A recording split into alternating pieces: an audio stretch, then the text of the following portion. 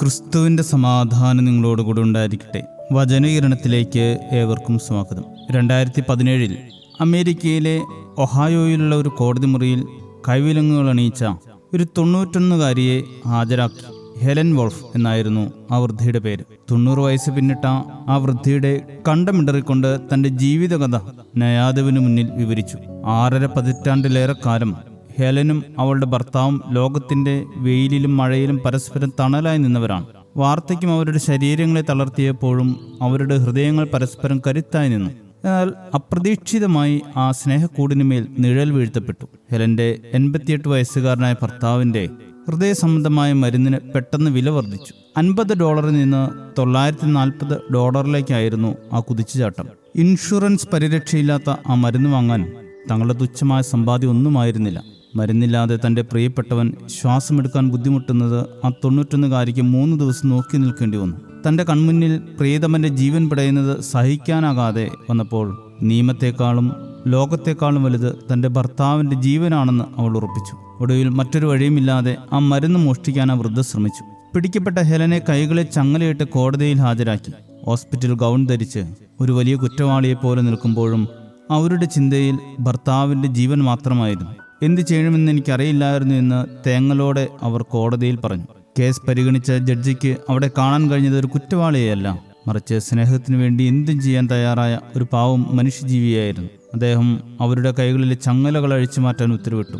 നിയമങ്ങൾ മനുഷ്യർക്ക് വേണ്ടിയുള്ളതാണ്, മനുഷ്യൻ നിയമത്തിന് വേണ്ടിയുള്ളതല്ല എന്ന് തിരിച്ചറിഞ്ഞ കോടതി ആ കേസ് തള്ളിക്കളഞ്ഞു. ലോകത്തിലെ ഏറ്റവും വലിയ നിയമ സ്നേഹമാണ്. നിയമങ്ങൾക്കും വ്യവസ്ഥിതികൾക്കും അപ്പുറം മനുഷ്യത്വത്തിനും കരുണയ്ക്ക് സ്ഥാനം നൽകുമ്പോഴാണ് ഒരു സമൂഹം യഥാർത്ഥത്തിൽ നീതിപൂർണമാകുന്നത്. നിസ്സഹായാവസ്ഥയിൽ ഒരാൾ ചെയ്യുന്ന പ്രവൃത്തികളെ വിവേകത്തോടും കാരുണ്യത്തോടും കൂടി നോക്കിക്കാണാൻ നമുക്ക് സാധിക്കണം. നിയമത്തിലെ ഗൗരവമേറിയ കാര്യങ്ങളായ നീതിയും കരുണയും വിശ്വസ്തതയും നിങ്ങൾ ഉപേക്ഷിച്ചു കളഞ്ഞു എന്ന് ക്രിസ്തു പരിഭവിക്കുന്നത് മത്തായി 23:23 കാണും.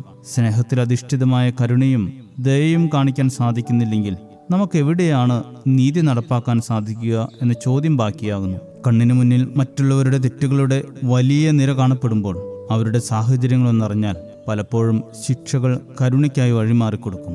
ശുഭദിനം നേരുന്നു. ദൈവം അനുഗ്രഹിക്കട്ടെ.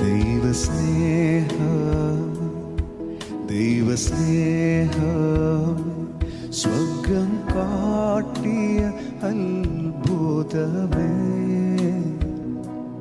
മരക്കുരിശിൻ എൻ്റെ പേർക്കായി യേശു ചൊരിഞ്ഞതാം നിത്യസ്നേഹമേ,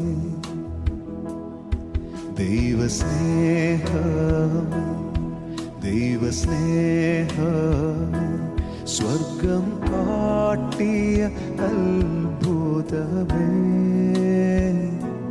മരക്കുരിശിൻ എൻ്റെ പേർക്കായി യേശു ചൊരിഞ്ഞതാം നിത്യസ്നേഹമേ,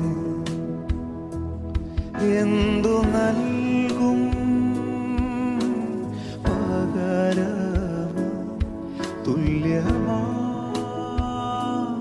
ഒന്നുമില്ല നാഥന്, എന്തു നൽകും പകരം തുല്യമാ ഒന്നുമില്ല യേശുവേ. നന്ദിയോടെ അന്ത്യത്തോളം പാടിടും ഞാൻ ദേവാ, ഇത്രത്തോളം താതൻ എന്നെ സ്നേഹിച്ചുവല്ലോ. നന്ദിയോടെ അന്ത്യത്തോളം പാടിടും ഞാൻ